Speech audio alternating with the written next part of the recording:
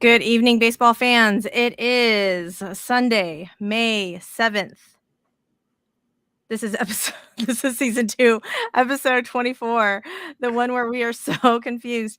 And I named this, Tom. I named this episode before we started this morning and didn't have all these problems, and now we had all the problems, and now it's aptly named. I mean, I was originally only confused about the baseballs. But so you did this to us. Apparently I don't know. There was a setting in here where I had to click on the thing. I don't even know. Honestly, I don't even know. And I couldn't even tell you where I clicked on the little red circle thing to uncheck it. Now it's working. So I don't know. Now I won't. But now I'm gonna jinx myself.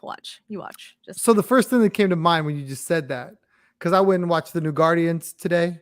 But before that, yesterday I watched number 2, and there's a scene at the end where Rocket's trying to get Groot to take this bomb to the heart, and he's like, "All right, I'm gonna tell you exactly what you need to do." And there's 2 buttons on this thing, and one is the death button. And all Groot wants to do is push the death button. And he's like, "Does anybody have any tape? Does anybody have any tape?" And he's asking all the Guardians if they have tape so they can put tape over the death button, and nobody's got any tape. So apparently we need some tape for you to put it over the box so you can't check it. Listen, Linda. Okay, if I could put some sort of I don't know, digital tape over it, I would. Normally it's just plug and play. It's good. It wasn't good today. It wasn't good, Tom. Okay. All right. So yes. Normally, it's Susie and Shelby, but it is not Susie and Shelby. Today, it is Susie and Tom, all right? Because Tom is gracious enough to pinch it. You see what I did there? For Shelby, because, she has a life and went to a wedding or, I don't know, something. So, anyhow, you've got me, you've got Tom, and here's your warning. It's going to be a rated R podcast. Rated R podcast. There's going to be lots of cussing, lots of inappropriate adult humor, and I was going to say lots of drinking. There's going to be minimal amounts of drinking. But there will at least be bourbon today from I don't know, from my side. From your side too, Tom? So I have this cool little decanter here that if you could see, if you're watching. If you're on the YouTubes, go if you're not on the YouTubes, go to the YouTube so Tom can show off his decanter. Normally that's not a euphemism for anything. It's literally some sort of actual bourbon something or another. So normally I'm on the show and we're not drinking, or the last time I had something special. So I was like, oh, well, I'll drink it on the show. It's perfect. This one, I've had it for a long time. I never touch it because it's really cool looking. I'm afraid I'm going to break it. Oh, that's fair. But when I first got it, I had a real good friend, worked for me at Boeing, another military guy. We're military guys, done a lot of traveling. So cool little globe thing. And I put Maker's Mark 101 in here, which for Maker's drinkers, it's normally 90 proof. This is 101 proof. So you about to get fucked up, Tom, is what you're telling me? Not on one glass. Not on one glass. Now if we're gonna do a 4-hour podcast, then yes, the S's will be slurred. I mean, we got this one to do, and then we got That Astros Up to do, Tom. And that one we may need all the alcohols. Or I may need all the alcohols. Let me get to pouring this bad boy now then. Okay, you do that. I am also going to be drinking Devil's River agave bourbon. Agave bourbon. If you are audio only, go to the YouTubes so you can see this beautiful bottle. And I was going to say that y'all have seen me drink this bottle, but you haven't, because the episode where I drank this has not come out. And I don't think it will ever actually come out because that audio and video is just all jacked up. So this is, like I said, Devil's River agave bourbon. And you know what, Tom? I'm hardcore because I don't have any ice. So we're just going to drink this with no ice because it's one of them days. Neat. Wow. Yeah. We're going to put, I don't want hair on my chest, but if it magically gave me boobs, that would be super awesome. So yeah, that's what we're going to do. And then we're going to talk about all the baseball happenings, because there's lots of baseball happenings around the league that maybe we're in the upside down. I don't even know at this point, because there's lots of crazy things going on. It's definitely not ideal depending on which franchise you want to follow. Some of the blue bloods, some of the recent blue bloods, as I'd like to think the Astros are struggling right now. Listen, we gotta save the Astros for last. We will. We gotta save the Astros for last because it hurts my heart. It hurts my heart. Maybe we'll start. We're gonna start in the NL though. We're gonna start in the NL. Look at you shaking your ice cubes. I was gonna start with a toast. With the toast. Cheers. Oh, okay. This is not Yellow Rose Distilling. I'm gonna just hide that. It's cheers. Okay, it's yeah. It's not like it burns just a little, but only a little, and it's kind of sweet. Anyways, if you are an actual bourbon drinker and you expect some sort of like review of like it's got notes of oak and amber waves of grain, like I'm not it. Okay, you're gonna have to go to another bourbon podcast for that. Now, if you want to talk about the baseball with a little bit of bourbon talk, we can do that. You want to start? You know where we're gonna start, Tom? Let's start in the NL. Okay. Do you know who the worst team in the NL is right now? I do, but I didn't believe it when I read it. It didn't even sound right. The St. Louis Cardinals, correct? The St. Louis motherfucking Cardinals. I'm like, yeah.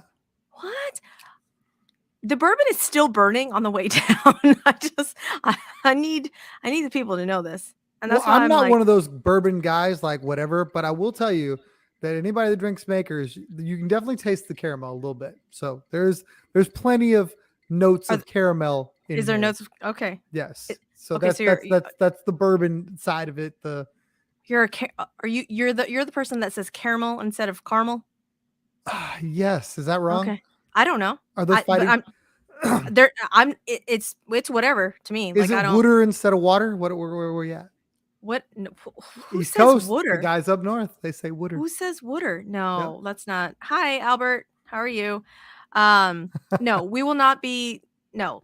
Okay. I'm not going to fight you on the caramel versus caramel thing. It was just an interesting note that my ADHD brain went off of. You know, another good one that's like fighting words in Texas. Pecan versus pecan. Yes, read my mind. My mind. Tom got fired up on that. He's like, don't pronounce it however you pronounce it. I don't know. Oh, no, I don't care. I think it's hilarious. I almost say it pecan because people hate it. Is it pecan? No, it's pecan. But is it pecan? Okay. If you hear people say pecan, people get really upset. I'm trying to think of how my mother-in-law says it, because they're real Texan. They're very Texan. Very, very Texan. When I first moved here, I'm all, what are these words that are I feel like these are actual words, but I had to I had to squint for a little bit to like really figure it out. Anyways, that's not what the people came here for, Tom. Not this argument. They came to hear about how poorly the St. Louis Cardinals are doing. And I wasn't aware how poorly the St. Louis Cardinals were doing until they made all of these crazy ass moves. Like, what's happening? Okay, so let's back up into the offseason. Okay, their franchise, I almost said quarterback, Jesus Christ, their franchise catcher Yadier Molina officially retired. Him and Albert Pujols went sailing into the sunset. They signed Wilson Contreras, 5 years, $1 gajillion. It wasn't $1 gajillion, but I didn't look it up how much it was. I think it was like 80, 84. Was it 85? I think somewhere around there. But it was 5 years. Yeah. Okay. Well, thanks, Tom. I appreciate you. And there was some fight. Wilson Contreras came over from the Chicago Cubs. There was a big hoopla about maybe getting traded at the trade deadline, and there was like tears, and it was a whole big thing. The Astros may or may not have been in on him at the trade deadline, and then in the offseason, blah blah blah. So the Cardinals signed him to be their franchise catcher. And what did they do their first month into the season? They decided, hey, franchise catcher, that we signed you as a franchise catcher. Just kidding. That's not what we want you to do. We're gonna sit you down. Maybe we're gonna DH you. Maybe we're gonna play you in the outfield. Now if you don't follow all of the teams and aren't as stupid crazy as I am, maybe you don't know that the St. Louis Cardinals have a plethora of outfielders, like a log jam of really, really good outfielders. Okay. So the fact that they're willing to sit their franchise, God, Susie, I almost said quarterback again, franchise Get ready catcher. for the football season. I don't even watch football. That's the dumb thing about me. The fact that they're like willing to move off of Wilson Contreras for their backup, Andrew Kisner, who they were like, no, you, sir, you are not the business. We don't want you as like the main catcher. Like, you can be the backup catcher when Contreras needs. No. And then they brought up a third catcher. What? Cardinals fans, sound off, because I need help. What are we doing? Well, here, I'll try to make sense of it, sort of. So, if you even say that it's because like they want a catcher that is familiar with the pitchers back there, we may fight. Like, we may. This is not Maldi. I'm not doing that here. This is not a Maldi podcast, ma'am. We're not doing that. That's I seen you coming, and we're not doing that. Okay. Okay. All right. Cheers to that. Cheers to that. Okay. So tell me, what were you going to tell me? So, in breaking down the contract, he is signed for 5 years, $87.5 million. So, with an average salary of $17.5 million a year, he is 31 years old currently. So, if you're concerned about him being able to play into this contract, he can't be catching at age 32, 33, 34, 35. Like, at least not every day. Maybe you catch him every third day. Maybe they do what the Astros should do and play the young guy. How about that? Okay, that's fair. Astro Wharf Craig says catchers are kind of quarterbacks. See, so maybe I'm with that. Not a bad argument at all. But that's what I think this is. I think there is a concern that he is going to break down over time if he catches 130 games or whatever. And the plan is, look, we can get him play elsewhere because we want his bat. He's a plus hitter. We want him in the lineup to drive in runs, but we don't want him to deteriorate on us because we used him at catcher.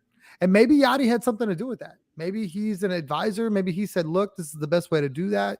Who knows? Okay, so I'm trying to find the article where I actually read this, and I think maybe it was an Athletic article. I'm gonna have to Google this. But essentially, what I just said about the whole, like, they're wanting a catcher that is more familiar with their pitchers is literally the reason why they're setting Wilson Contreras down. And it was an Athletic article that I read, and I don't know. Was it an Athletic article? Maybe I've got one from Bleacher Report right now. Is it a Bleacher? Okay. But the quote was basically like, Ollie Marmol, the manager, sat down, I guess, with like the bench coaches, the owner, Wilson Contreras, like the batting, like hitting coaches, catching, like all of them, sat him down. And apparently this is the consensus, there we go, that they came to, was that they were not going to play their $87 million man. That he's just going to DH. From this, and I didn't read it until just now. Uh-huh. But it makes me sound so good. Is it what you... Okay, you go, Tom. I'm going to find the article that I read. So, St. Louis recalled, this is reading into it a little bit. I'm not going to read the whole thing. St. Louis recalled 28-year-old catcher Trace Barrera from AAA on Saturday, which was the first sign the team intended to use Contreras in a different way. Per Denton, who is John Denton, MLB.com. Per Denton, Contreras said he had a video call with legendary Cardinals catcher and future Hall of Famer Yadier Molina this week. Regarding the call, Contreras said Molina said he was watching the games and said they were not executing pitches. I'm not blaming anybody. I'm not pointing fingers at my pitchers because I'm on their side, but we just need to be better at executing. Molina is not blaming Contreras for the Cardinals' shortcomings, nor is Marmol, who said, one thing I want to make super clear, we're not losing ball games because Wilson Contreras is catching, according to Denton. Okay. That was now what I read. Hold on. Let me get there. Guys, as you can see, Susie is super prepared for this. Very, very prepared. And obviously, I come, doing all of the research. So this says that the Cardinals are super struggling, ranked 21st in MLB in team ERA at 4.71, and tied for 23rd in walks with 117. Yeah, no, that's not good. That's not good. So Contreras is still every bit the hitter. He's hitting 280 with 2 home runs and 14 RBIs. Obviously, the Cardinals. This is John Mozeliak, the owner. This is a quote from him saying, "Obviously, the Cardinals were used to one guy behind the plate for close to 2 decades. The nuances of that position may be very subtle. Are what a lot of our pitchers were used to. What we were seeing was a lack of confidence. Normally, you'd say, why didn't you address this in spring training? But in spring training, it's so different in terms of what people are trying to work on. Pitchers are going a couple innings. Doesn't really count. With this, we've noticed a lot of puzzling trends we know we need to fix. We know we need to address it. We just decided to do it head on, put it out there. Do we think we've seen Wilson catch his last game? No, but this is going to take a little time to get him to where we feel he understands the expectations of what this role is for us." So So they did the Maldi thing. I didn't do it. They did it. Yes, but here's the thing though. Like, is it Wilson Contreras' fault that the Cardinals pitching rotation sucks? I mean, you've got freaking Jack Flaherty over there. You got Steven Matz. Like, Waino didn't even throw to Wilson Contreras. Like, Waino threw to Kisner. Like, what are we doing? I think Jordan Montgomery is their only one that has done decently. What? So you mean to tell me that it's Wilson Contreras' fault that all of these guys, like, are not executing their pitch? Like, do I not know something about baseball? The argument that I think they're trying to make is Yachty caught them all last year and they didn't pitch this bad. So what's the difference? I know. I'm with you. I don't like it either. Okay, but so they're thinking that Yachty is some pitcher whisperer thing? Like, are we just thinking that catchers are just have superhuman powers and are able to make magic happen on what's happening here? What's going on? Susie, they think it in Houston. Listen. Oh my God. Yes, I know. But I thought we were the only ones. We're not. It's clear. Not. It is clear. This is not an isolated incident. There are other teams that feel that I don't care what the guy hits. If the pitchers and him aren't speaking the same language, if pitchers are from Mars and catchers are from Venus, you need someone that speaks the language. So apparently Wilson Contreras, their $87 million man, is not it. Okay, so Cardinal fans, sound off. I need input here, okay? Because I mentioned this on Twitter. Well, and then we didn't even mention this thing. So Jordan Walker, their like young stud, A1 prospect, like was hitting freaking nukes in spring training. They started him. He was on the roster. Like opening day, he was there. So in order to make this move for Wilson Contreras to be the DH and them to bring up a third catcher, a week ago, they sent Jordan Walker down, which was kind of puzzling anyways, because while he wasn't tearing the cover off the ball, he was still like getting on base. The boy's 20 years old. Like he skipped, I think he went straight from AA to the majors. Like I don't even think he had a AAA anything. He's 20 years old in the majors. I'm not quite sure what you were expecting from this boy. And I literally have to call him a boy because he is 20 years old. Like he can't even purchase a drink legally, right? Like, So you send him back down, and I hope that he has the mental fortitude to like say, okay, maybe it's not me, maybe it's them, it kind of is me, but like I'm hitting singles, I'm not hitting bomb, but whatever. So they sent him down. They brought up Taylor Motter, who was not good. They just DFA'd Taylor Motter, the guy that they brought up for Jordan Walker, to bring up this third catcher guy. What is happening right now? What is going on? I think that has a lot to do with the 40 man and who's on it and who's not, who's got options, who doesn't. It's so hard to manipulate guys that can't go down to the minors. So it's easier to take a young 20-year-old Jordan Walker and say, look, we're going to play you every day at wherever their sugar land is. And just know that this isn't you. This is because we only have so many roster spots. And while you're our future, our catching spot is costing us our present. So we've got to figure out a way to make it work. Someone tell Jordan Walker it's not his fault that the pitchers suck. That Jack Flaherty ain't throwing shit and like that they're getting no. Okay, it's not. That's not it. I don't know. Is Nolan Arenado hurt? Because Nolan Arenado also not doing Nolan Arenado things. I don't know. I mean, we talked about it today on our podcast about guys that are struggling that you just don't know they're struggling. And then you look at the numbers and go, oh crap. Like if I sat down and broke it down, which I'm sure we'll get into it later on in life tonight. Like, well, okay. Yeah. While we're used to Arenado being this juggernaut, he's probably just treading water. I don't know.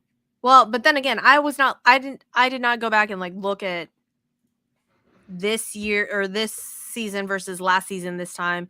And I don't know if Nolan Arenado is a slow starter or whatever, but his baseball savant page is ice cold blue, just all of the blue balls, no red. Okay. No red, just all blue. And you're all Nolan Arenado. What's going on? What's happening over there? So Cardinals are in last place in the National League, not like in their division. Okay. No. Like the entire National League, the St. Louis Cardinals, who we expected at the preseason. That's like through 33 games, which I don't know how many they've played. The Astros have played 34. He's batting .241 with a .292 OBP, a .338 slug, .630 OPS. He's got like 32 hits, 3 bombs, 17 RBIs. Again, not terrible, just not superhuman. Just not Nolan Arenado-esque. Yes. So I don't know. Maybe he's coming out of it. Who knows? I don't know. But Cardinals, what is we doing? Struggling. If you know, or if you just want to like vent, comments are open. Okay. So from the NL, I guess we're just gonna stay in the NL for a little bit because the Tigers, since AJ Hinch benched Javi Baez, apparently that lit a fire under everyone's ass. And now, like the Tigers just swept the Mets. You love to see it. And then the Mets are going through it because they just got swept by the Rockies too. So their record's not great either. No. They are 1 game under 500. 1 game under 500. And Justin Verlander, $11 billion to put that team on. Oh my God. Yeah. Max Scherzer looked human. Max Scherzer looked his age. And then Justin Verlander just peak that good old JV. Like we run support. We knew what was going to happen with JV starts. Like we knew JV was going to keep you in the game just long enough, but he was going to give up 2 long balls. And what did they do? First inning, 2 runs, and then Eduardo Rodriguez, whatever Eduardo Rodriguez did last season when he didn't show up for like half the season, apparently locked him in because he looks like a whole new guy. Just striking everybody out, and I'm like, what happened here? And then when they put up his ERA that was like under 1 for the last, like, I don't know, 12 games or something, I'm all, what? I was so confused. I was like, is this the same guy? So apparently when you bench your star player and then that star player says, oh, maybe I should get my shit together and like actually start playing. I don't know. Let's be clear though. Javi Baez was a star player like 3 years ago. This Javi Baez was bought for leadership, I think. Not to be. I mean, but was he leading though? He wasn't leading. He wasn't doing shit. The World Baseball Classic, he was. That dude puts on Puerto Rico, and he's a different animal. But I feel like this is the Javi Baez character trait. Javi Baez in high leverage situations, like when you put him in those like game time situation, like he plays up, like he's like, oh, let's go. Javi, like World Baseball Classic Javi Baez and like 162 everyday grind Javi Baez, not the same. If he needed to bring a little bit of the World Baseball Classic into the 162, and maybe benching him did that. So I don't know if Dusty Baker, maybe you want to look into that. I'm not saying you need to bench someone, but maybe you need to bench someone. I'm just, but that's neither here nor there. I don't know. We'll talk about that later. But yeah, so the Tigers are getting better. Like Pittsburgh, like Diamondbacks. What is happening in the NL? Like the NL is upside down. I'm so confused by the NL. I'm confused by many things, mainly of which like my computer, the records, all of it. Currently San Diego and the Dodgers are playing. The last I checked, Padres were up. Is that still the thing? Is that still the same? No. It's on over my shoulder, and Mookie's rounding the bases, pointing at somebody. It's a highlight, so I don't know where that was, but they are tied 2-2. Tied 2-2. Let's see. Oh yeah, and due up, Padres. Bottom of the ninth. All right. So, but yeah, so the standings in the NL, like the Dodgers currently lead the West with 2014. Diamondbacks are the Arizona Diamondbacks are in second place, 19-15, and then the Padres 18-16. Giants and then Rockies. In the Central is Pittsburgh with a record of 20-15, because of course that's where everybody expected to be the winner in the Central. And then the Braves. Of course, it's the Braves with a record of 24-11. Miami and the Mets have the same record, one game under 500, 17-18, and then Philly 16-19. The Washington Nationals 14-20. Dude, that's so bad. All right, so let's talk about Pittsburgh for a little bit, can we? Yes. Because I think Pittsburgh has done a great job of finally trying to do a great job. Historically, Pittsburgh has been like, hey, we're just here to make money. We don't care if we ever win a baseball game. We just want our little amount of fans to show up. We're going to cycle through some players, trade some players, bring some young players. It seemed like that was like a farm system for about 5 teams. The Yankees would go pillage and plunder them. The Dodgers would go pillage and plunder them. And occasionally the Red Sox would too. The Astros famously did with Garrett Cole. That's when, things started moving, for them. They started like, hey, we're just going to go get guys. Verlander, then Cole, and so on and so forth. Greinke after that. But Pittsburgh, I think, has finally said, no, we're tired of being bad. We're going to pay some of our own guys. We're going to bring up some young guys. We're going to bring back some old, great veterans that were good for us. And we're just going to fill this ballpark and try to be good. And they're good. And they're doing it. And they're doing it without their star shortstop. Yes. And that's what really surprised me out of all of this. I'll be really honest. Do you guys hear my dryer singing at us? It's done, by the way. Yeah. So Samsung's great. It serenades me with its song.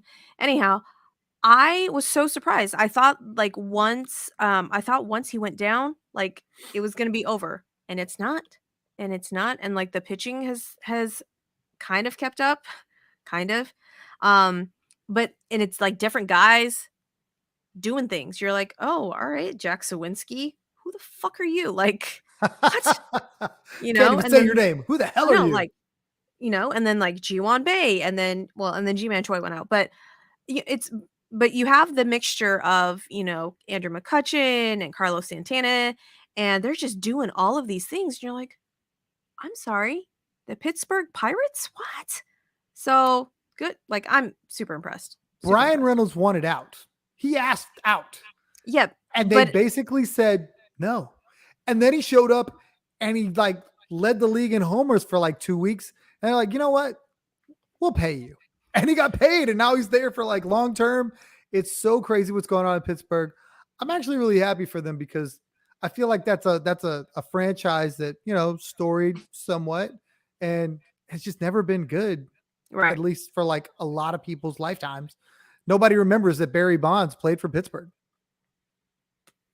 Exactly. Pre-steroids? Exactly. Pre-steroids? He still played there. He was good there before he was great. Yeah. Okay. Listen, for the longest time, like I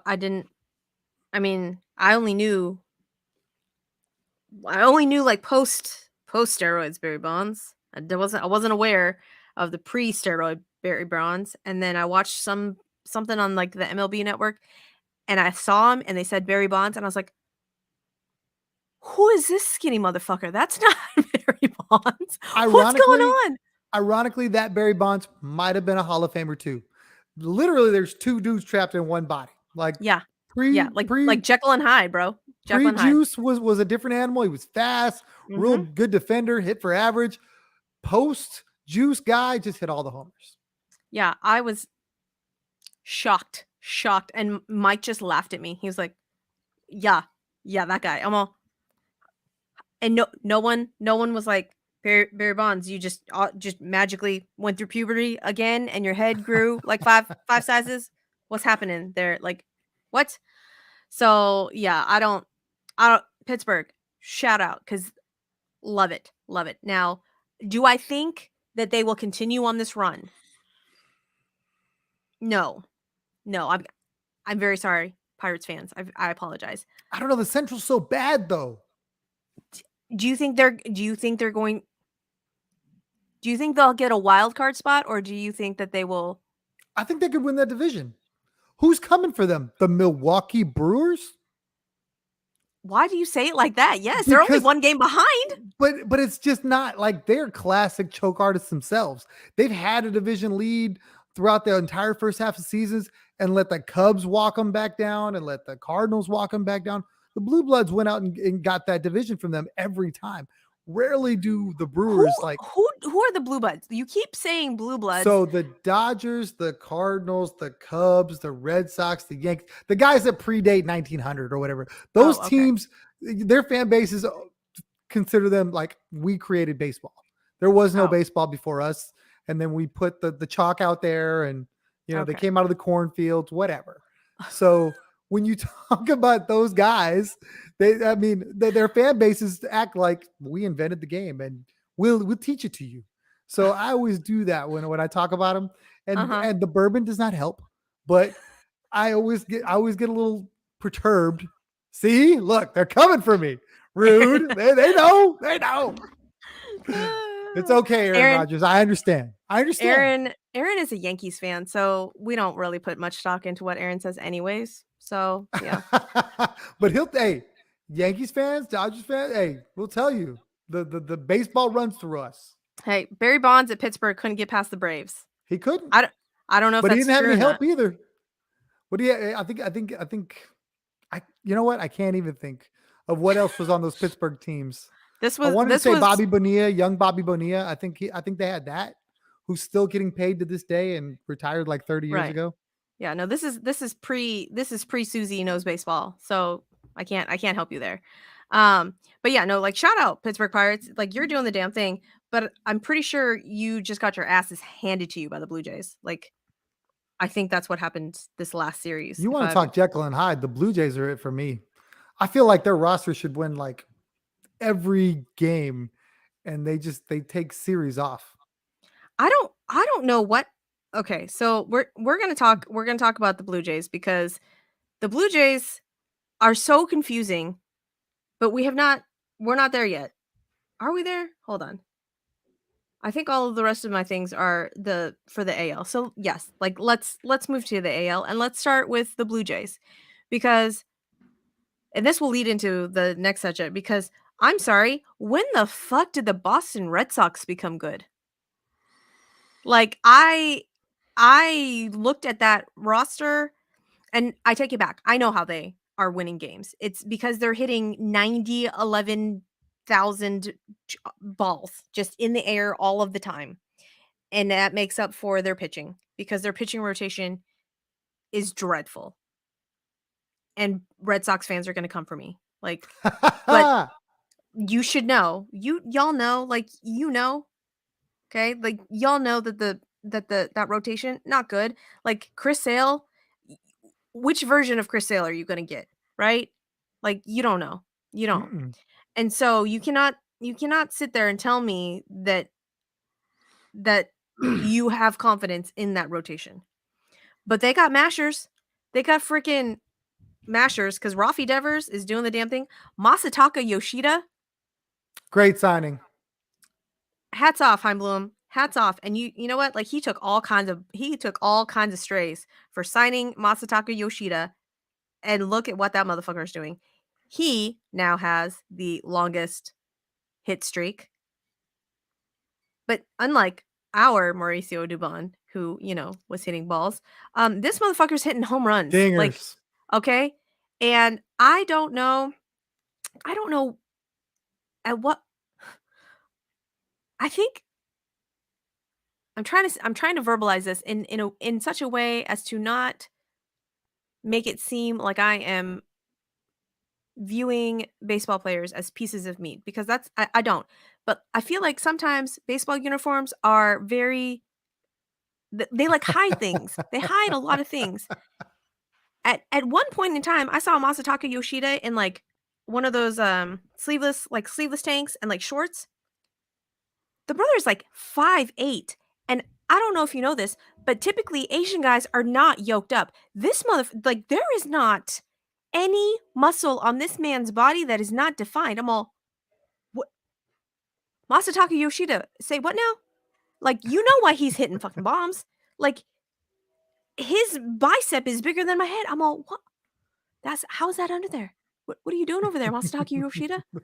So, I don't know. Vandy Chris says, Susie, you spoke the Red Sox being good into existence 2 weeks ago. You said we can't talk about them or they'll get good. And they did. See, this is hashtag podcast magic. I am a witch.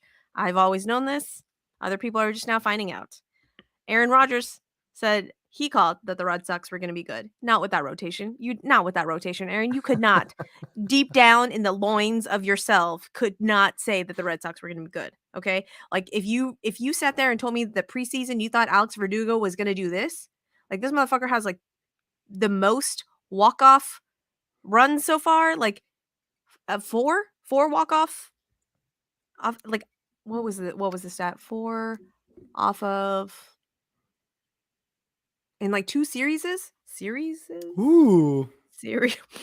What is the everyone drink every time Susie says series. What is the multiple of series? I think that's all you got. Is it? Yeah. Okay. Anyways, Aaron Rodgers said, I said 2013 vibes. Okay, I don't know what that reference is. See, that's like that is pre-baseball, Susie. We don't know what that means. So, do you know what that means, Tom? Yeah. They didn't look good on paper in 2013, and they just scrapped it out, and they won it all.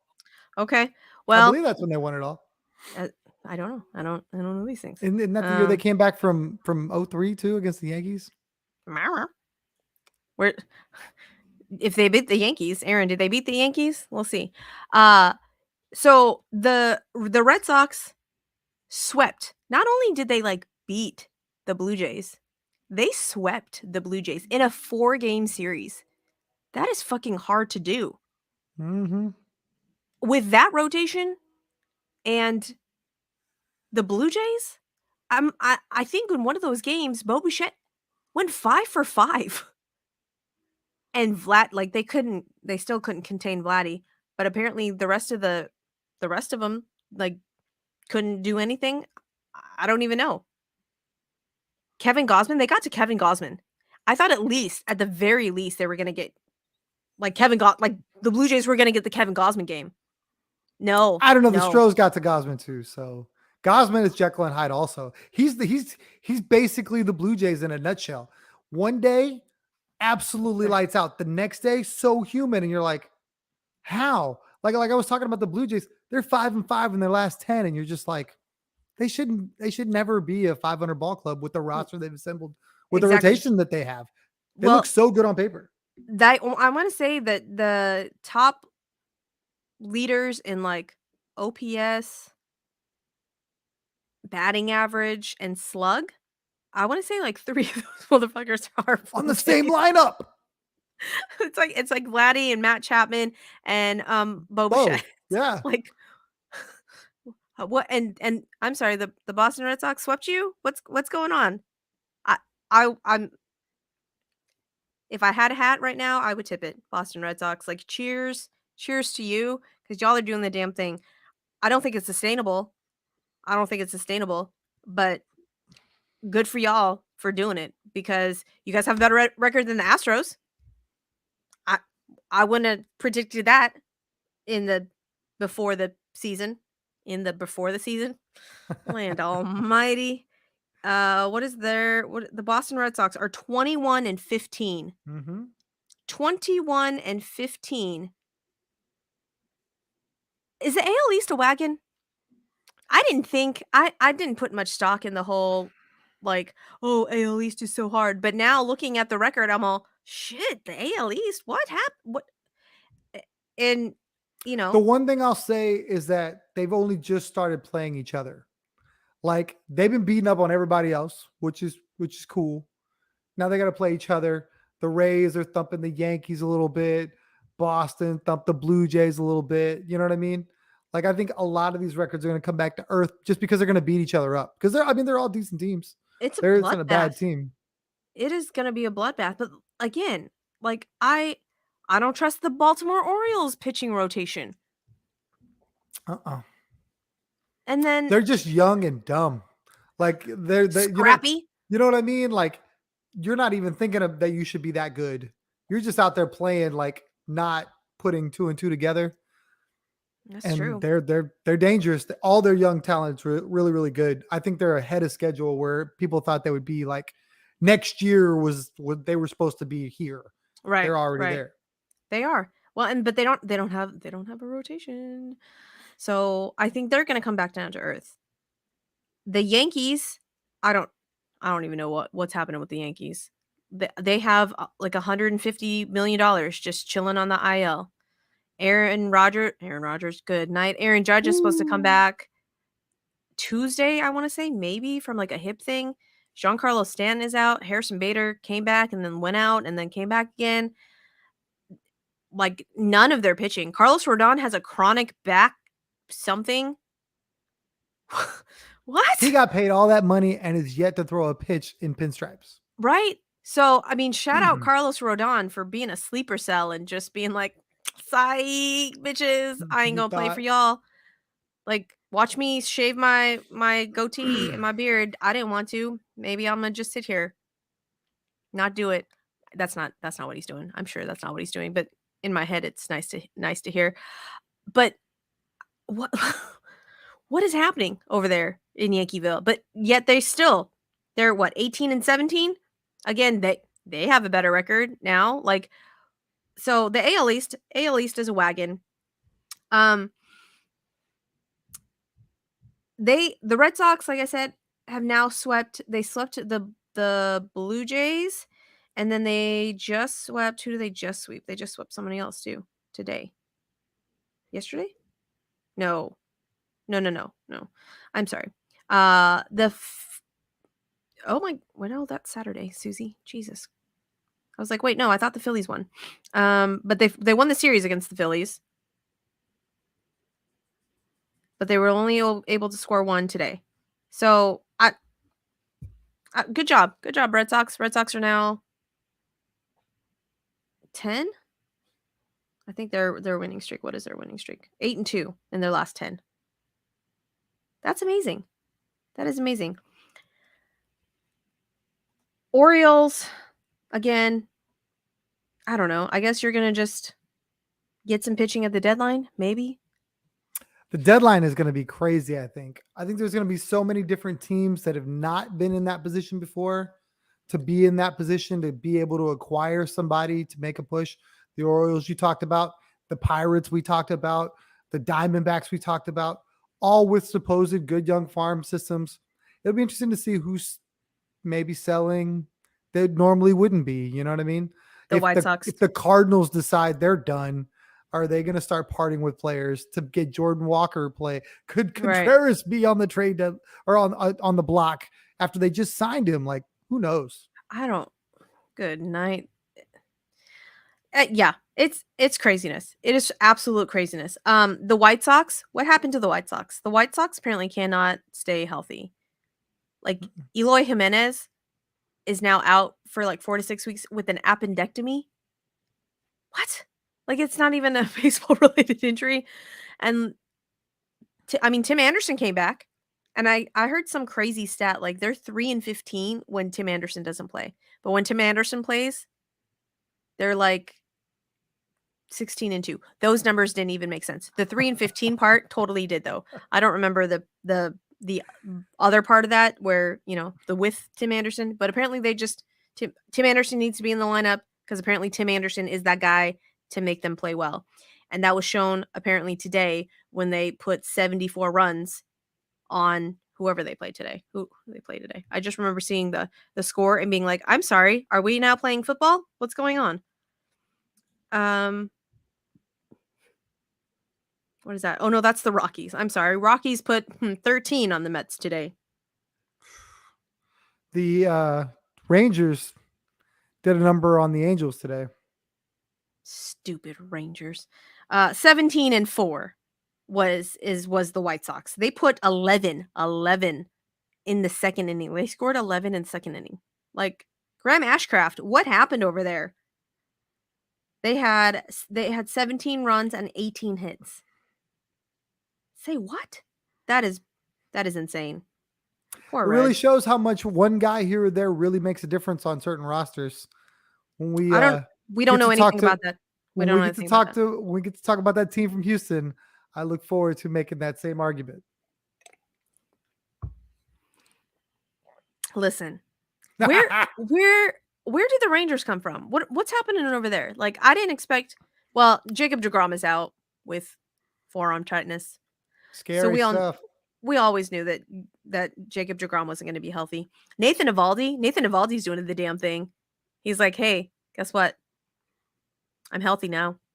I'm going to just complete game shutty. Not today. That kid Jung that they brought up, the first baseman. Oh, he's been really, really good. Jonah Heim also. Yeah. And they've been doing this without Corey Seager. Because he's been out.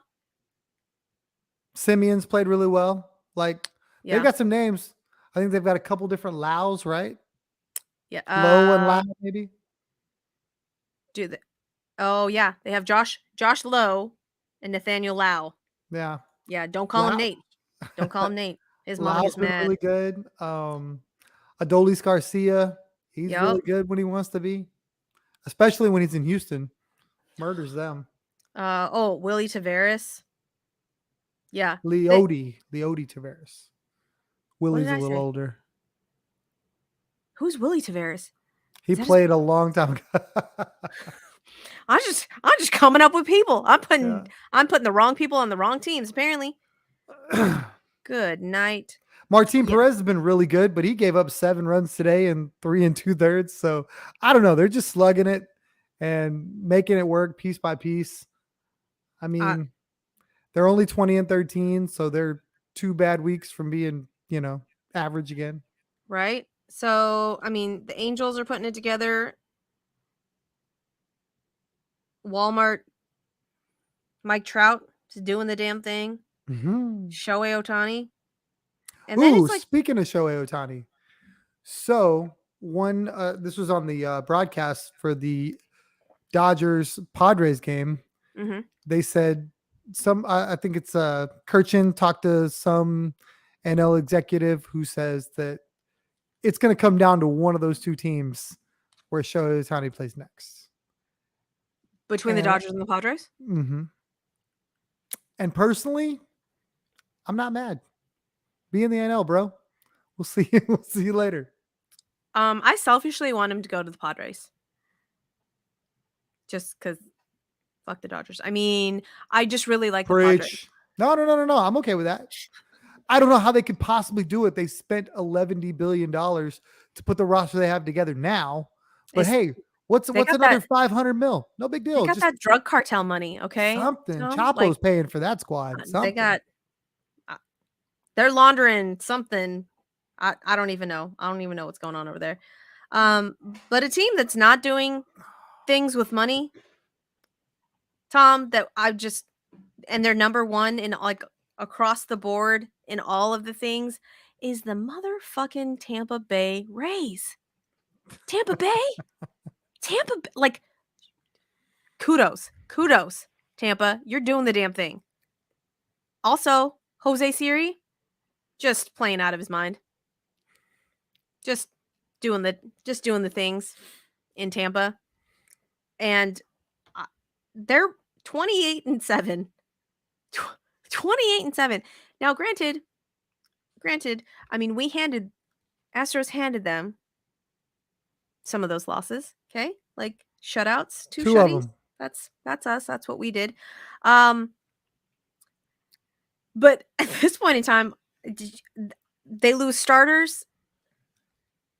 Young farm guys come up and spin gems. Like, it's a stupid arm factory.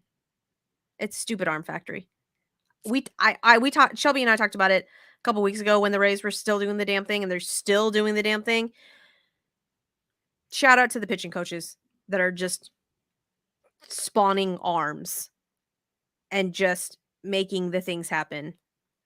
And also, shout out to the Rays that beat the Yankees in that series. Listen, the way the Astros have abused, and I say abused not physically, but like, I guess the rest of the league with Latin America, Tampa Bay does that with pitching. Like you said, they just produce.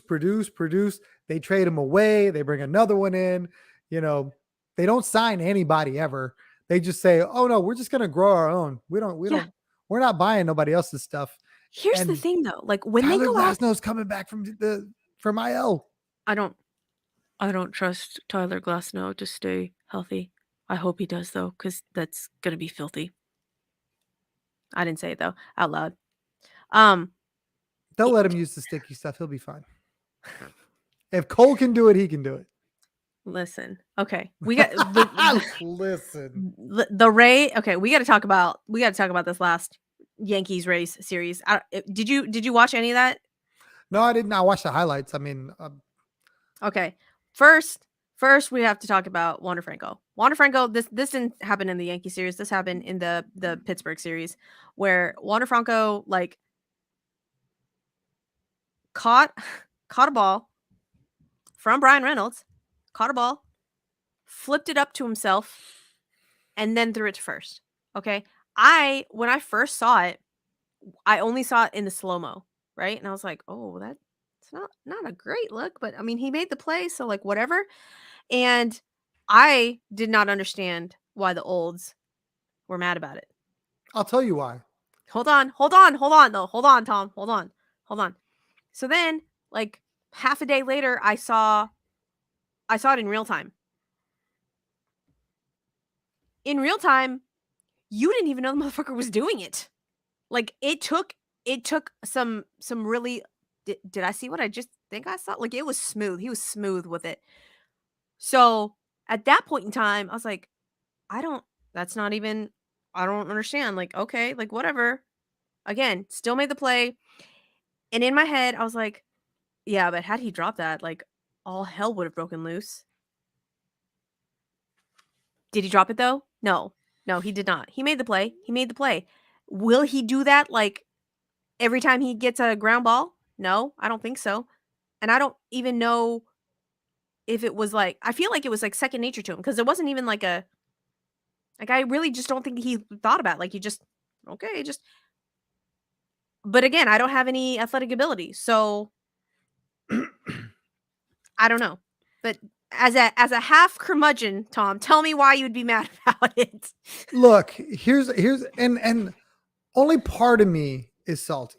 See, like I said, I mean, half curmudgeon. but I would say half of a half.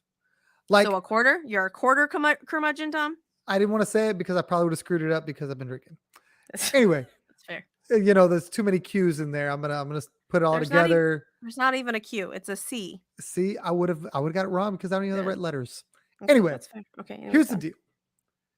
In the sports world at large, you preach fundamentals, doing the right thing, proper footwork, all the things.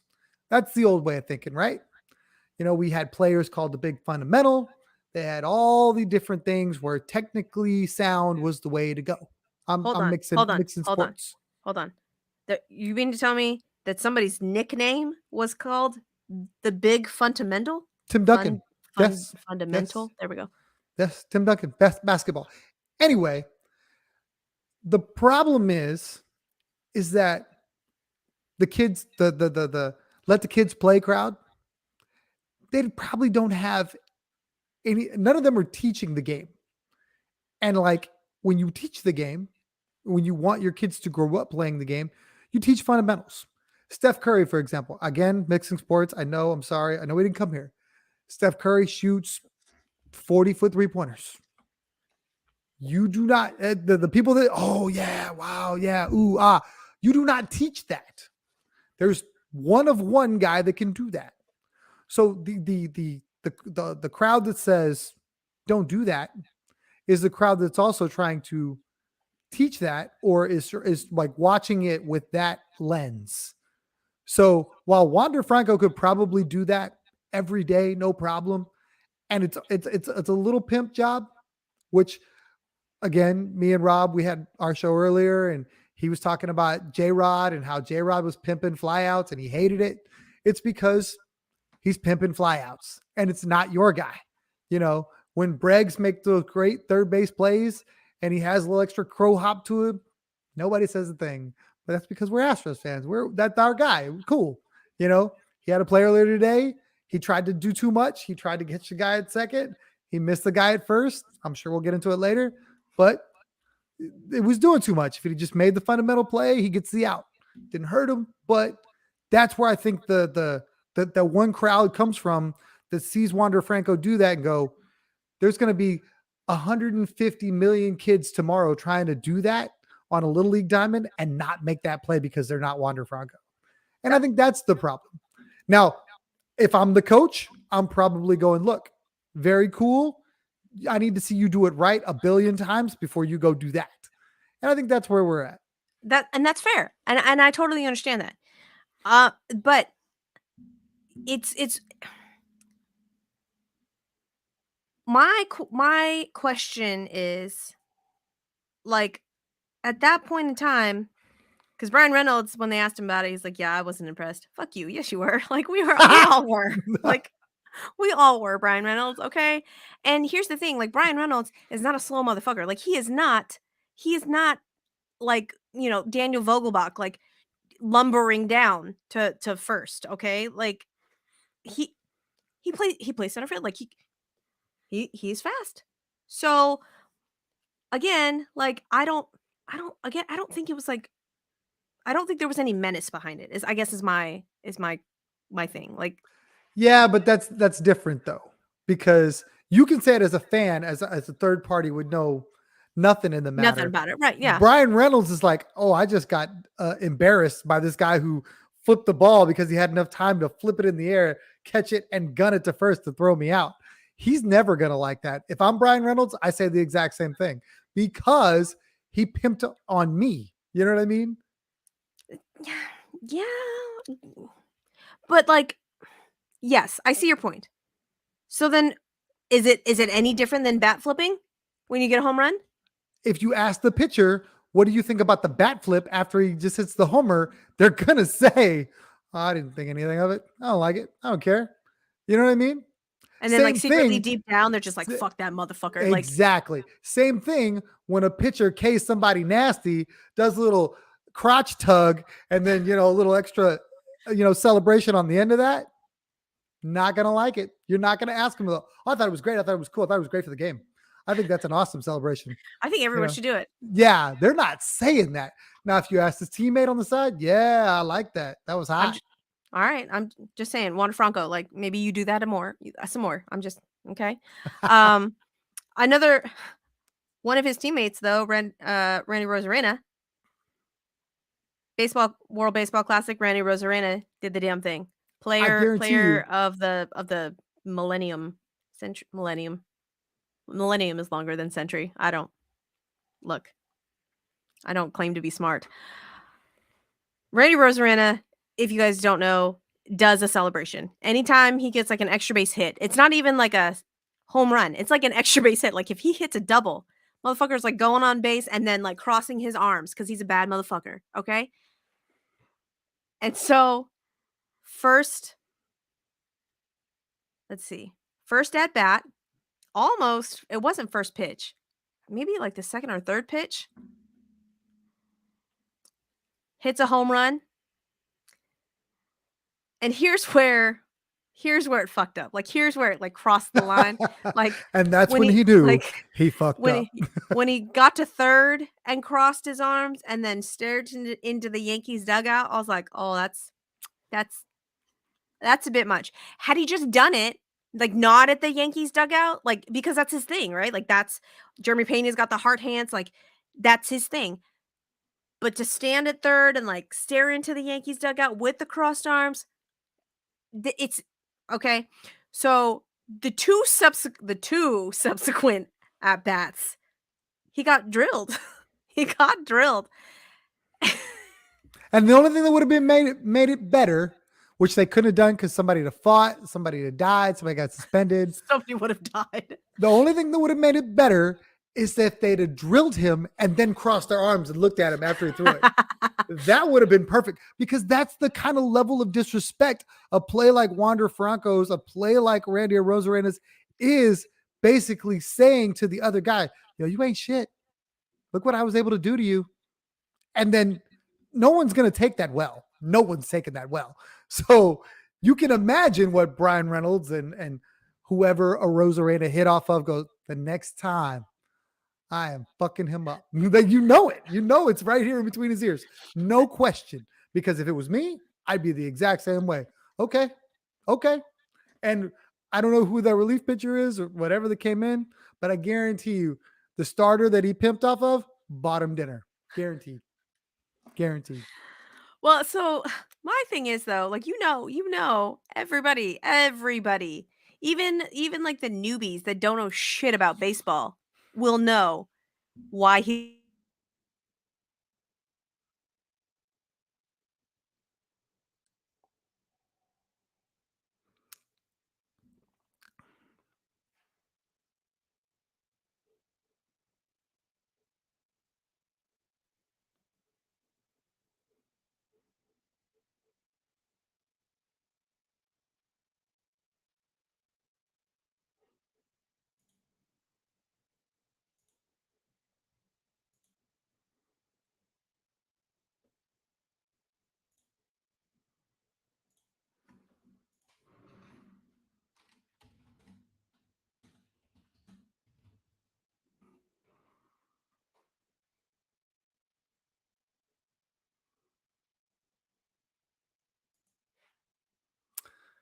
Well,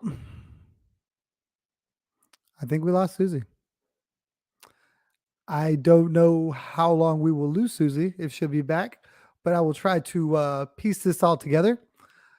Basically, it's really one of those things. I believe that Major League Baseball has always been able to police itself.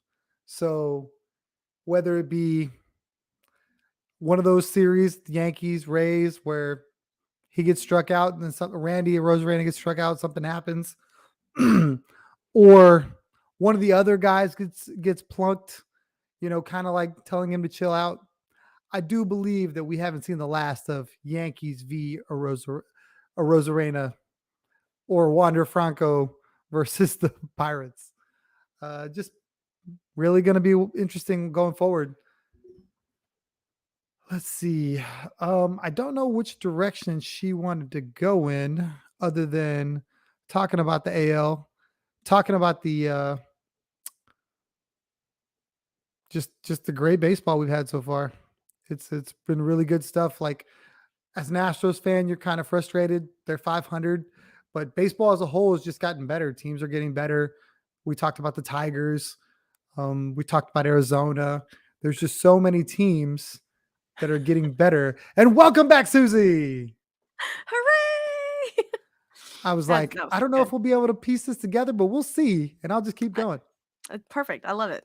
I, that's why we pay you the big bucks, Tom. Yes. Cheers to that. Right? Okay. Remind me, I owe you a bottle of not this. I was gonna say makers, but I don't know. Dealer's choice. I'm not ever gonna be mad at a drink on someone else. No.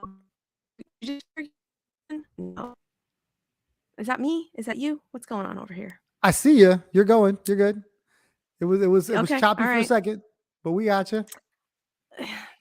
It's apparently it's not happy.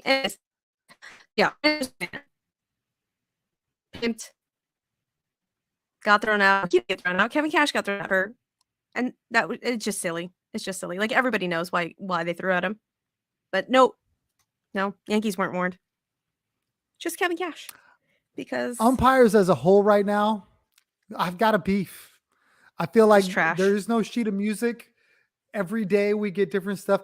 You're great. You're the strike zone. I love the stuff you do on Twitter where we get the what the fuck ump. I almost wait for those tweets now. You're pretty impressive with the as you should.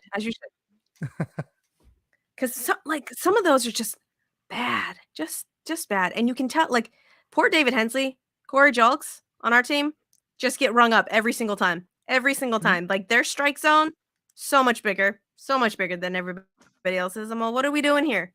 What the fuck? And David Hensley's like, bro, I'm trying to stay on a roster. Could you not? They're coming for me. No Relax. Right. But then, did you see that they made Zach Eflin, one of the Tampa Bay Ray pitchers, take off his rubber wedding ring? Not even on his pitching hand, throwing hand, glove hand. Yeah. I really think. Like, what are we doing? And he's like, it's not been a problem before. Like, I would really, like, it means a lot to me. Like, I would like to keep it on because I don't know. Like, I personally don't wear, like, jewelry just because I can't wear jewelry and it, like, irritates me. So I don't wear my wedding ring, like, ever. But that doesn't mean, like, I'm not married. But Zach Eflin, it's a big thing for him. Like, he didn't want to take it off. And they were going to eject him if he didn't take off his freaking wedding ring on his glove hand. Like, and I really would like for that to be like, when they announce the challenges, I would really like an explanation. I think accountability would be so much better if they had to go into their little microphone and go, we had to remove the wedding ring from the pitcher from the Tampa Bay Rays for fear that it was an illegal substance. Just something so we could go, really, bro? This is what we're doing? Or the other day when Herman rung up like 12 guys, his career high, and there was like, for the lip readers out there, you could see the umpire say, I told you to wash that off. And it's like, I'd like you to tell us what you told him to wash off. What exactly is going on here? And then I think it was against Tampa and Cash got thrown out, or maybe it was Philly. I can't remember. It was a couple weeks back, but the other manager got thrown out of the game because he's like, what the hell is going on over there? You're over there. Minnesota Twins. There it is. There it is. Yes. Poor Rocco. What's he supposed to do? If I'm him, I'm sitting there going, bro, he's over here destroying my team right now. And you're telling this guy, hey, you got some stuff there, but just wash it off. Yeah. And I'm supposed to be okay? Yeah. Across the board, it needs to be like, either everybody needs to be on the same page or like it's just a free for all. Because at this point, it's just like dealer's choice on what we want to enforce and what we want to have a little feel with. Like, it's what are we doing? Okay, like the whole if so when Cody Bellinger and the Cubs went back to LA, the Dodgers, Cody Bellinger got rung up on a pitcher or on a automatic strike, batter time violation, because he took too long to get into the box because he was acknowledging the crowd and the standing ovation when he went back. And I'm like, what? Like, you see what the fuck is going on. It's not like he's like lollygagging in the fucking dugout and shit and just like taking his sweet time to get that. No, like he's acknowledging the crowd. Like he played for the like, have a little feel. No, absolutely not. And now you have to have in writing a request for that 24 hours in advance in order for the umpires to allow that. What? What are we doing? What does it Like, need to be like processed? Does it have to be now serving? Like there's people sending a bunch of these in? I'm so confused by it. Like it literally is an ump show now. Like it literally is an ump show. Well, that is the most ridiculous thing I've ever heard in my entire life. And I thought that was the most like stupidest thing that I had heard until this happened. Did you catch this? Between the Phillies and the Red Sox, Matt Strahm and Cutter Crawford, both pitchers. So Matt Strahm was on the Boston Red Sox last season, was a free agent, signed with Phillies. They had a standoff after the anthem. Neither one of them went back into the dugout, and they were just having a friendly standoff.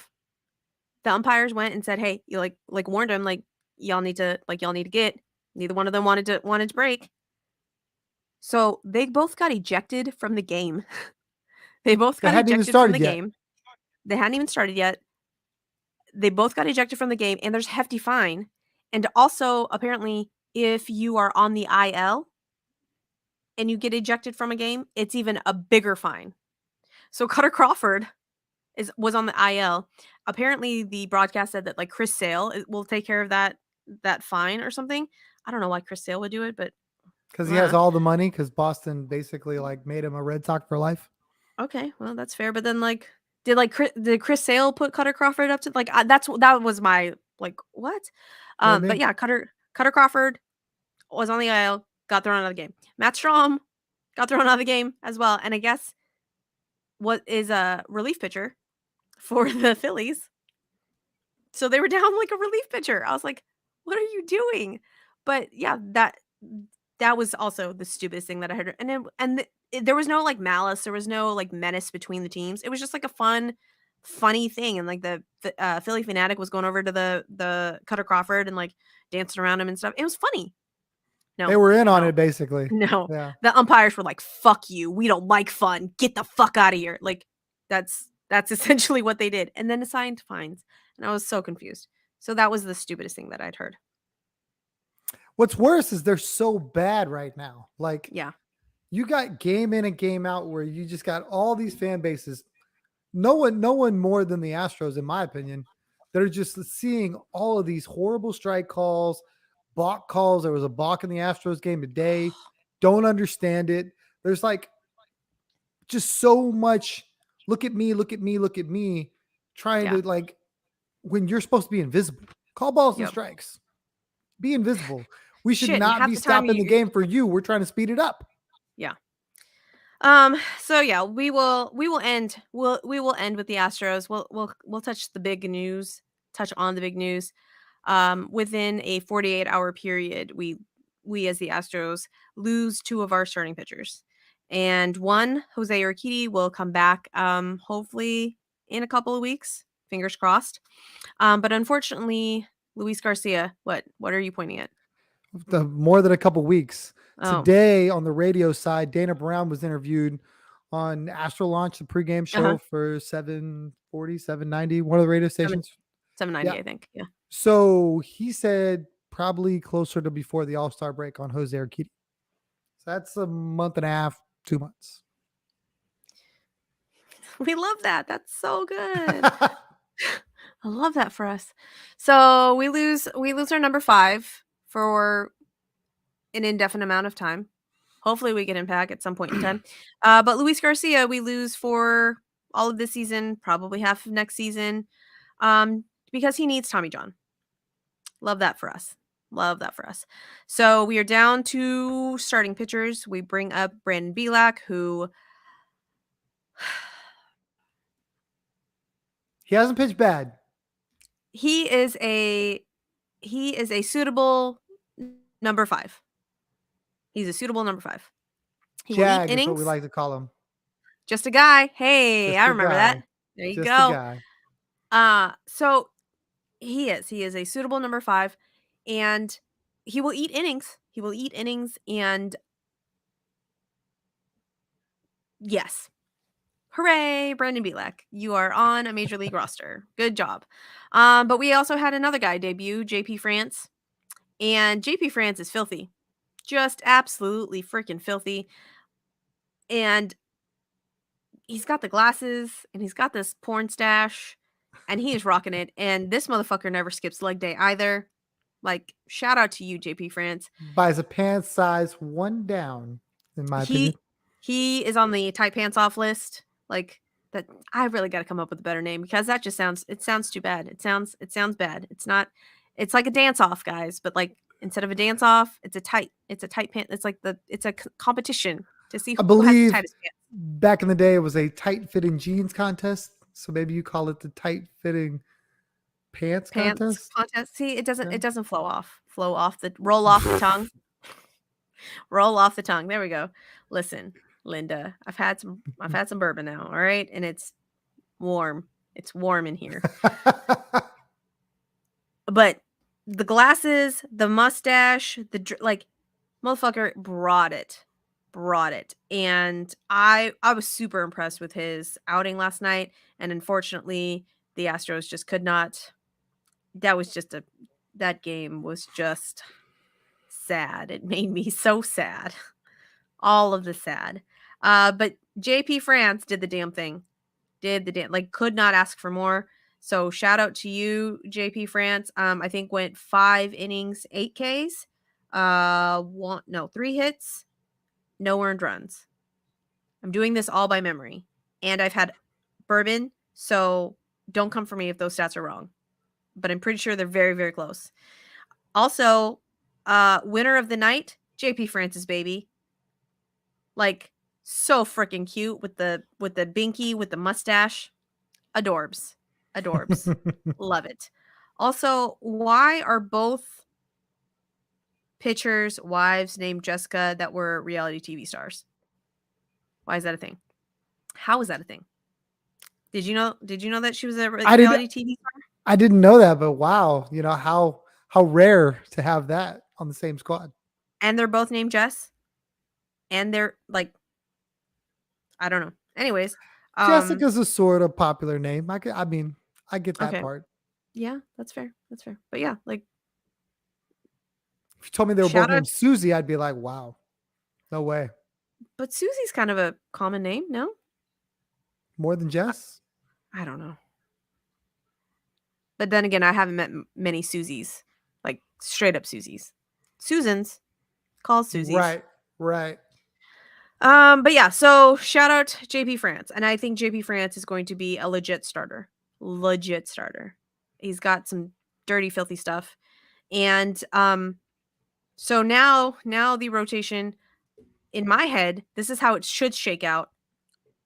Are they eventually going to move Brandon Bielak to the fifth spot, or is this the rotation that we're going with, like, in the coming days? Is it going to go Fromber, Javi, Brandon Bielak, Hunter Brown? I heard on the broadcast today where they thought that potentially they could move some stuff around to split those guys up. Maybe have Hunter miss a day or move one day up, like Brandon Bielak, so that it'd be like Bielak, Hunter, then France in some form or fashion, just so you have those guys back to back. We'll see. Also, talked about today, Ronel Bronco got sent down to be stretched out as a starter. Interesting about JP France, though, he started out as a starter, and at the time, we had this rotation that was just, you were never going to crack it, right? So they actually moved him to the pen. He became filthy, filthy, filthy. And then when the season didn't start out that great, for the Astros, pitching wise, they had him start again. And then they kind of do the tandem thing too with their pitchers, where it's like 5 and 4, 4 and 5, whatever. So he was already sort of stretched out, and then he just came in and did his thing. So he was being groomed to be a reliever, and then the need for a starter, obviously right now. Yeah. So now he's back in a starting role, which I think he's doing really well. I think he's doing super well. So yeah. And he's a little bit older. I think he's like 28, I think. So, I mean, shout out to you, JP France, for doing the damn thing. Because with that mustache, you got to be a badass. You cannot have that mustache and not be a badass. So, yeah. Did you know that he got his degree in Homeland Security? No, but that makes him even cooler. He's Right? 28. I was like, oh, all right, look at you, JP France, Homeland Security. So, yeah, we we lose the series to the Mariners. Love that for us. We lose the series to the Giants. Love that for us. And to pour a little salt in the wound, the Giants were suffering from diarrhea, all of them. And we couldn't beat them because apparently against the Astros, Anthony DeSclafani turns into a Cy Young caliber pitcher. He was the only guy that didn't have the shits, apparently. Well, oh, all right then. So then what was our issue against Logan Webb?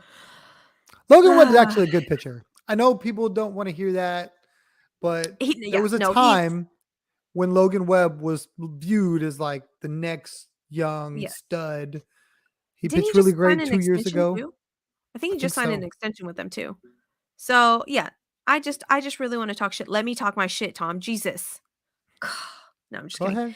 Ahead. But no, so the Astros are 500. We are a 500 blog club, exactly where we pictured ourselves. Preseason, definitely saw ourselves 500. Definitely saw us 2.5 games back, three games now. back, 3 now. 3 games back of the motherfucking Rangers. Yeah. Definitely behind the Angels, and definitely saw us tied with the Mariners for our division. Most definitely. If you can tell, all of that was sarcasm.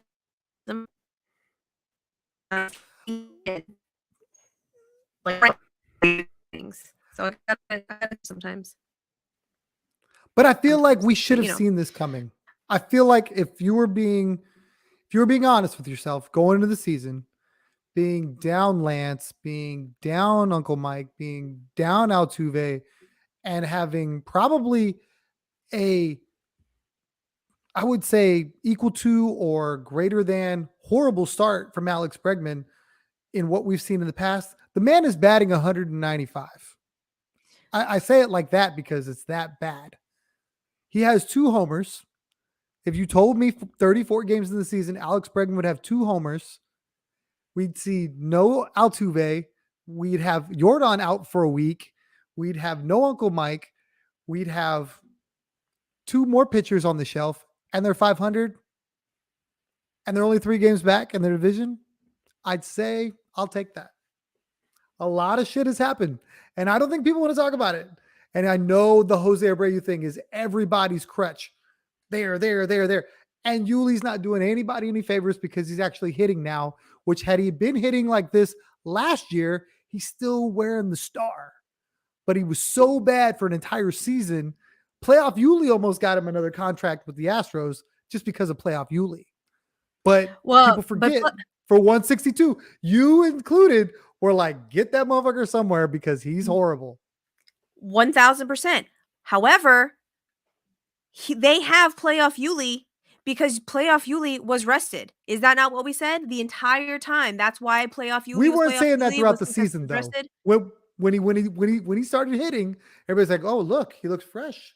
I think that's all he needed. But during the season, people were like, "Yo, exactly." So we're doing the same thing with Jose Abreu right now.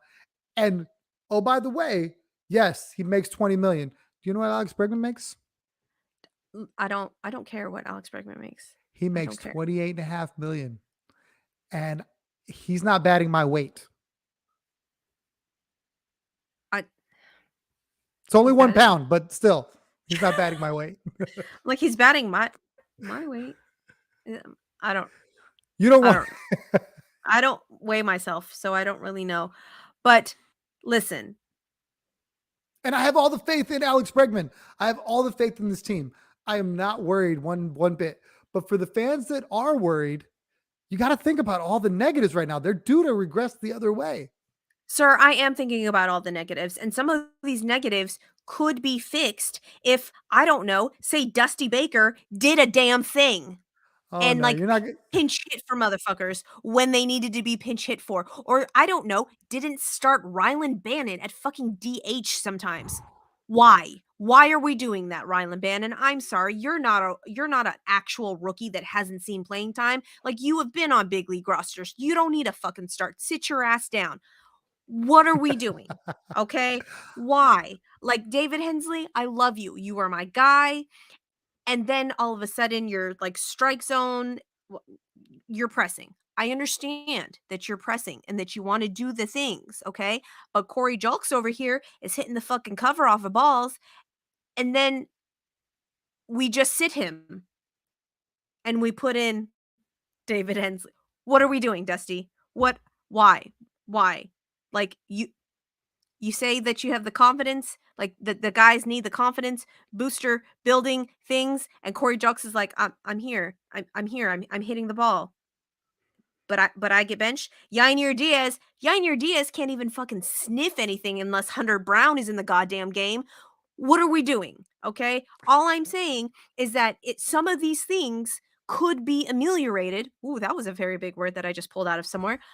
I don't even know what that means. Put a Band-Aid on, essentially. Okay? It could be helped. If Dusty Baker would do something, anything. But no. Listen, there's a saying. It has gone on Astros Twitter for a while now. Dusty's gonna Dusty. And what that means is everybody's got that one grandparent that is just set in their ways. And I use grandparent because Dusty's about somebody's grandparent. Set in their ways, doesn't matter how much the world has changed, technology has changed. Nope. It's that one grandparent is like, this Farmer's Almanac right here, this book that was written back in like 1970. I do everything by the Farmer's Almanac. And when it says this, when this says I'm supposed to plant something, that's when I plant it. I don't care what soil you got. I don't care what the sun's doing. I don't care what the moon is doing. This book, Dusty is that guy with that book. Okay, so then can we not agree that Astros Twitter is gonna come for me? So gonna come for me. I'm gonna say it though. I'm gonna fucking say it. I'm gonna put my fucking chest into it. We won the World Series in spite of Dusty, and not because of Dusty, and not because of what the fuck he did. Okay, and y'all are gonna go back, like. And here's the thing though, like he's that player's manager, right? Like he's that player's manager. And these guys were gonna run through a fucking wall for Dusty, right? We all agree on that. Yes, 100%. Okay. There are things that came out after the World Series that have changed my opinion on lots of things. See what happens is as you gather more information, your opinions can change. We can grow. So when people come at me and say, Susie, last year you said that you loved Dusty and that they won the World Series because of no, because if Dusty was an actual manager and as an actual manager knew that I had a viable catcher on the motherfucking roster that could do the job, I would say, Hey, Maldy, sit your ass down. That's all I'm going to say about that. Okay. We've gone on long enough over here at Bourbon and Baseball. We've gone out now an hour and 30, and I'm very sorry about that, but that's okay. If you guys want to listen to more Astros content, you can head over to Back That Astros Up, where we will just have all of the rants. And I mean all of the rants. Like, you only thought that you got rants over here? No, sir. No, ma'am. Go over to Back That Astros Up. You will hear all of the rants. And I'm sure Tom has some rants as well. So we appreciate you guys hanging out with us. Rate, subscribe, like, give us 5 stars. Please give us 5 stars, because we have finally fallen off of the Australian Apple podcast charts. That hurts my heart a little bit. I don't know what happened, Australia. Like, do you not love us anymore? USA doesn't love us ever, apparently, because we are just never on the USA charts ever again. So if you have friends that like baseball, don't mind cuss words, and don't mind inappropriate humor, send them our way, because, we're kind of fun. With that, we will say goodbye and good night, and yay baseball! We're going to end the broadcast now. Yes, I want to end the broadcast.